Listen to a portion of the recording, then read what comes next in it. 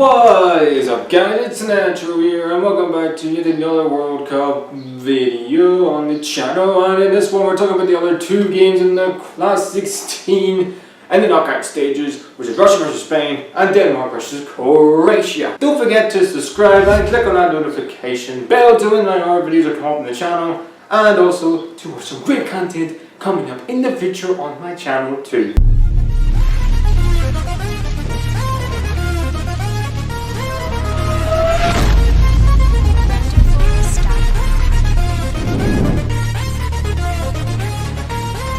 But we're going to kick it off with Spain versus Russia, the former world champions in 2010 when they won it, playing against the hosts of Russia. And my goodness me, it may not have been the greatest game, but God, man, this game had drama and a lot of controversial things happened in this game. But we're going to start off with the first couple minutes of the game. Spain were boring, bland, and atrocious today. They lacked so much cohesion, so much quality. This is the Spanish side have Isco, Asensio. Also have dropped Iniesta, who didn't play today. Don't know why that was. There was so much creative. Diego Costa. And they watched Spain. What are they? They had a great game against Portugal. Maybe for okay, what are they going to show in the game against Iran? A game against Morocco. They were bang average, terrible, passing sideways, backways, sideways, backways. It's the same old from the Spanish. But there's no real sort of plan B, you could say, they have to their game. Just hump to Diego Costa. But Diego Costa is feeding off scraps. Why he's getting out-bullied by 3 or 4 Russian defenders. But I was really disappointed in the whole Spanish sort of way they played. Asensio did fuck all in this game, don't know why he started. Same boat went for David Silva, he didn't have a great game. Koke probably the worst game I've ever seen him play in his career. So, but I want to give, instead of all the negatives for Spain, we give the positives. Russia were outstanding. Defensively, organised, understand the rules, no question about the manager of the game plan from the first minute. Say, let's make it tight, let's get goals from counter-attacks, or also maybe from a set piece on the counter-attack, which they tried it at times. But the first goal from Spain came from a free kick from a really good ball in from one of the Spanish players, puts it in, and I don't know what the defender is doing. Like, you're an experienced defender who is, I think, 38, 39 years old, tries to, I don't know, wrestle Sergio Ramos down, like doing some UFC shit, and tries to put him down, and it hits off his calf and in the back of the net. It would have been a penalty if it didn't go in the back of the net, but it's no goal from Igor Shevich. I don't know what you're doing, mate. You're an experienced player. You should know better. But Sergio Ramos claimed that goal here was his, but it wasn't. But it was 1-0 Spain. Then when he fought Spain with the first goal, okay, go offer more. What can he do? Can he get the second? Can he get the third? Can they kill this game off and get them into an easy pass into the quarterfinals? No, they passed it sideways. They offered no conviction. They were too slow on the ball. At times when you watch Spain, you feel, okay, got so much quality going forward. Go and use it. Jordi Alba is unbelievable. He has an amazing season for Barcelona. He's one of the quickest fullbacks in the world football. Use him. Use that pace. No, sideways again. He didn't go forward. Too slow on the ball every single time with Spain. And Russia exploited that, because when Spain scored the first goal in the game, Russia were all over Spain's defence, and the penalty came from a corner for Russia. Really great ball in from the Russian player. But again, why is Gerard Piqué put his hand up so high? What's he trying to do? Do some weird, stupid fucking shit. I don't know what he's trying to do, Gerard Piqué. I haven't got a clue. But it was a penalty, it was a blatant penalty. You don't need VAR to know it's a penalty, it was. And step up Zuba, who slots the penalty perfectionly into the back of the net. 1-1, and perfectly honest, Russia had other chances as well. From Golovin in the end of the first half, had a really big opportunity, so we had 2-1. There's some other opportunities as well. In the second half, we got on Cheryshev, who's been possibly Russia's best player at the tournament, scoring, I think, the top goal scorer of this tournament. He really struggled to get anything going in this game, and so did Golovin, because they were so deep to soak the pressure and go in the counter-attack. They took Zuba off and brought on Smolov, which I didn't really understand. But then again, you could say, well, Smolov's got more pace going forward. Zuba's sort of a link-up man, target man, trying to bring midfielders in, trying to get more service going. But it didn't really happen in the third. And then the second half, Spain brought on Esco Aspas, Why he didn't start, I don't know. They brought on Rodrigo. Why he didn't start, I don't know. And then he brought on Iniesta. And Iniesta offered more in this game than any other Spanish midfield player apart from Isco in this game. But again, Spain were so slow, so sluggish, too poor, too not enough going forward.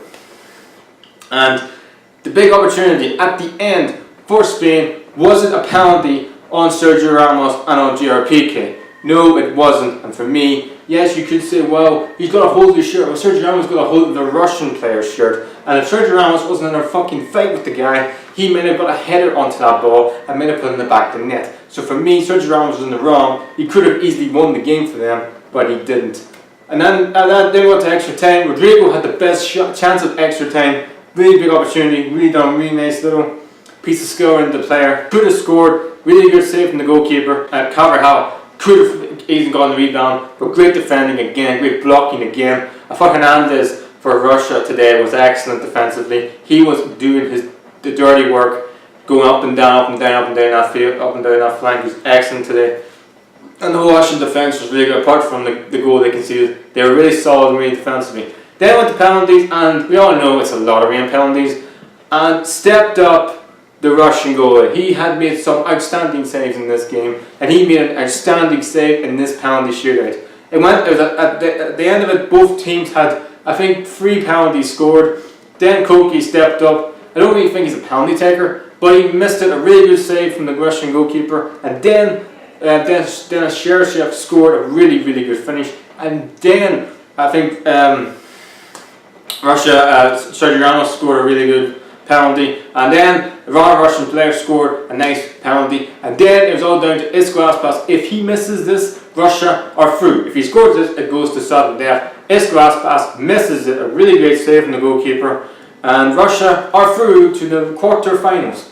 This is a team at the start of the World Cup, as the lowest ranked nation. They was one of the worst Russian side in the history of Russian football, and they've knocked out Spain, and they're somehow in the quarter-finals. This is why this World Cup has been absolutely outstanding. The teams, the sort of the smaller footballer nations who are not really sort of like Spain, like Brazil, like Germany, like Portugal and Argentina, have single-handedly been astonishing in this World Cup. Really good credit to Russia. Do they deserve to go through? 100% they do. They were the best team on the day today. Spain were bloody awful, and for former world champions to play like this and on the last World Cup, you guys should be ashamed of yourselves. And the Spanish, sort of maybe them sacking Lopetegui 2 days before the World Cup may have come to haunt them, because there's no organisation in that Spanish team. And the fact that Sergio Ramos came out after the game and said that we lack cohesion, if that doesn't tell me your team's fucked, I don't know what is. Also, Iniesta retired after this, is now retired from international football. It's really sad for him, because he's one of the best midfield players I've ever seen, possibly if not the greatest midfield player. He's won everything, he's done for Spain. He's done everything, he's done for Barcelona. It's sort of one road in the high, really. Maybe got him to the final, maybe got him to another World Cup, it would have been great, but just fell at the final hurdle. He should have started in this game for Iniesta. He may not have played 48 minutes, but he is so vital for the Spanish team, but now he's retiring and sort of enjoying his life now, so sad really. But Spain are out, Russia through the quarterfinals. Who would Russia meet in the quarterfinals? And it is Croatia, and this game also was very dramatic. Croatia, who beat Denmark on penalties, but my goodness me, where do I start in this game? The first 5 minutes, there was 2 goals scored. First and foremost, Denmark thought they were Iceland and just do long throws, which is definitely Croatia's vulnerability, because obviously Iceland did it in the previous game, and I think Iceland scored one of the goals from it. Anyway, saw the vulnerability of it, and they scored from a really good goal from Jorgensen, even though the goalkeeper should save it and the defence should clear it. And then Croatia up the other end, an unbelievable ball in from Vesalico, it hit off Christian's face, then into the path of Mandzukic. Composure, he's got all of it. He slots it in the back of the net and makes it 1-1. Croatia in the first half were excellent, had some really big opportunities from Perisic. Rakitic had a big opportunity from a free kick. They had a big opportunity this game to win this game in the first 45 minutes, Croatia. They didn't do it. Why? Because they were wasteful. Remic, who I thought looked really good in this game, he offers more going forward. They got the width of that team in the first half was excellent. They got Perisic, they got midfield runners going forward. They had width, the fullbacks spawning forward. The first 45 minutes, Denmark were on the ropes. They were struggling to keep the pressure going. But then they changed formation at the start of the second half. They brought on a midfielder, took off a centre back, and it definitely changed the game. It changed the whole complexion of this match, because Denmark then started against the likes of Eriksen and the likes of Poulsen on the ball, and they were excellent. Then they brought on Jorgensen, who offered a bit going forward, a bit more pace. Sisto at the end offered more pace and had a big opportunity in the start of the end of the second half, and then went to extra time, where another big opportunity for Croatia from the penalty spot. Yes, from a penalty. Yes, I don't know how Remic missed the fucking chance. He was through a goal. Yes, you could say why he was not sent off, because he tried to get the ball, and that's the way it was yellow card. But Modric, who scored the penalty on the left-hand side against Nigeria, obviously Spanko may have knew that, and he thought he'd go for the right-hand side, and he got it right. Modric did go for the right-hand side, and it was the right decision. And that was the last kick of the whole match. It ended 1-1, which meant we go to penalties. That's why 2 of the games today have went to penalty shootouts.